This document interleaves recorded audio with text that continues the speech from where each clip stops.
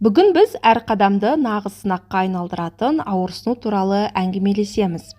Яғни тізедегі ауырсыну туралы. Сіз бұл созыла тартып, қажытатын сезімді жақсы білесіз. Жүрсең тізе сықырлағандай болады. Ауа райы өзгерсе, қайтадан сыздап ауырады. Ал сүйікті креслодан тұру немесе баспалдақпен түсудің өзі үлкен қиындыққа айналады. Бара-бара буындар тозып, тат басқандай, күн өткен сайын жағдай ушығып бара жатқандай көрінеді. Біз дәріханаға барамыз, ал ол жақта ондаған тіпті жүздеген жақпамайлар мен гельдерді ұсынады. Бірақ шындықты айтайық, олардың көбісі тек қысқа уақытқа ғана жеңілдік береді. 1-2 сағатқа ауырсынуды басады, ал бағасы арзан емес. Ал егер мен сізге бір түннің ішінде ауырсынуды басып, қабынуды жеңілдете алатын қуатты әдіс бар десем, сенесіз бе? Ол баяғыдан белгілі. Бұл көне дәрігерлер ерекше бағалаған, тиімді әрі қолжетімді тәсіл. Әңгіме ең қарапайым, арзан дәріханалық майдан жасалатын компресс туралы. Бірақ бұл жай компресс емес. Халық оны тірі компресс деп атаған. Неге тірі?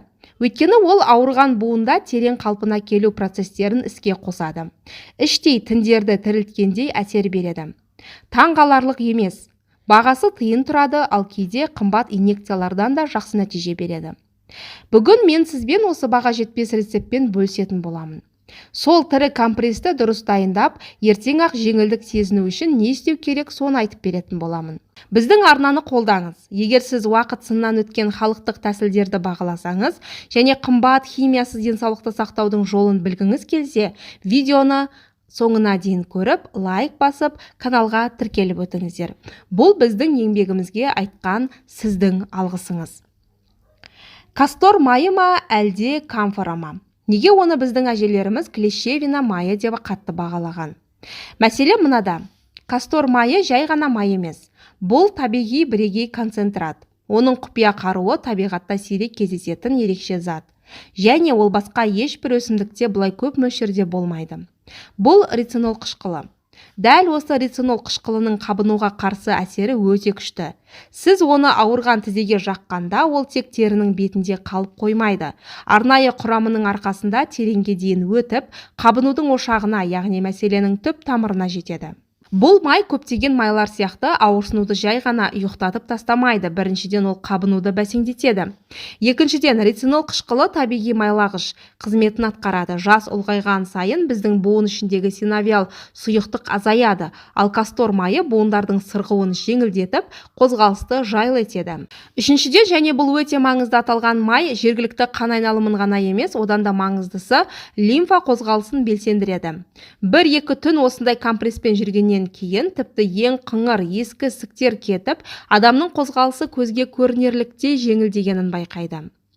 Майды жай ғана тізеге жағып қоя салуға болмайды. Ескі дәрігерлер бір өте маңызды жайтты білген. Салқын, дәл сол күйі жағылған дәріханалық май өте баяу әсер етеді. Оның барлық емдік күшін толық беруі үшін оны ояту керек. Май, яғни жылы болуы керек. Міне осы қарапайым компрессті тірі компресске айналдырады. Майды қыздырғанда оның құрылымы өзгереді. Ол әлде қайда сұйық, өтімді бола түседі. Молекулалары белсендірек қозғалады. Жылу сонымен бірге тері тесіктерін кеңейтеді. Терімізде қақпа ашады. Сол кезде жылы май ішке қарай ағады. Бірақ бұл да бәрі емес. Тірі компресстің сыры ауырған тізенің үстінде нағыз парник әсерін немесе монша әсерін жасау.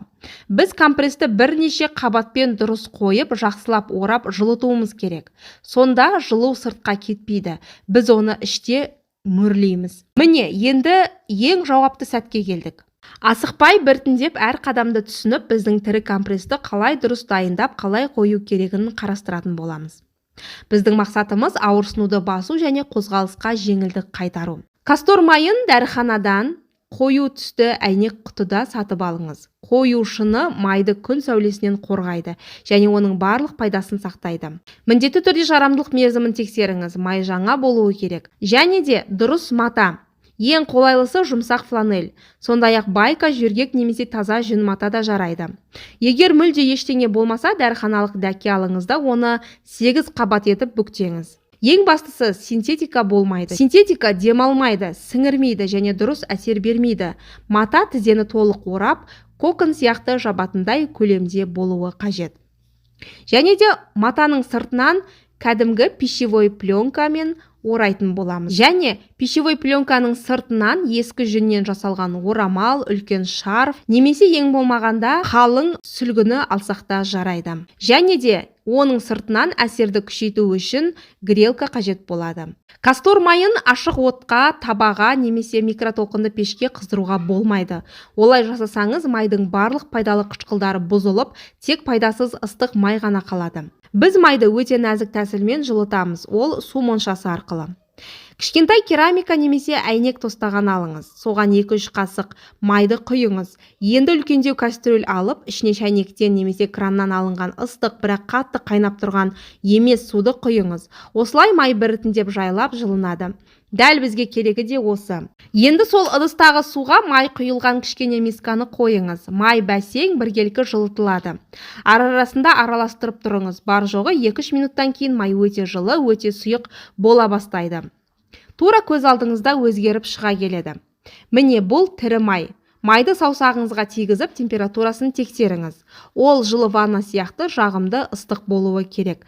Бірақ теріні күйдірмеуі тиіс. Енді матаны шылайтын боламыз. Май дайын болғанда алдын ала дайындаған мата бөлігін алып, оны түгелдей осы жылы майға батырамыз. Асықпаңыз, матаның майды толық сіңіргенін күтіңіз. Ол соңғы тамшысына дейін майға қанып, ауырлаған сезілуі керек. Енді матаны жай ғана сығыңыз, қатты қысып қажет емес, май сорғалап тұрмауы керек, бірақ жартылай құрғақ та болмауы тиіс. Енді компрессті жинаймыз. Жылы майға малынған матаны алып, ауру тізеңізді нәзік, бірақ тығыз орап шығыңыз.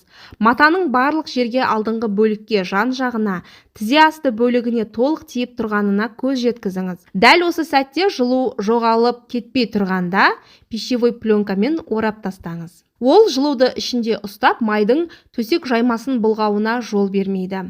Орағанда тығыз, бірақ қатты тартпай ораңыз. Қан айналымын ешқашан қысуға болмайды. Одан кейін жүннен жасалған орамал немесе шарф алып, пленканың үстінен тізені жақсылап орап қойыңыз. Дәрігерлер ұсынғандай, бұл компрессті түнге қалдырған жөн.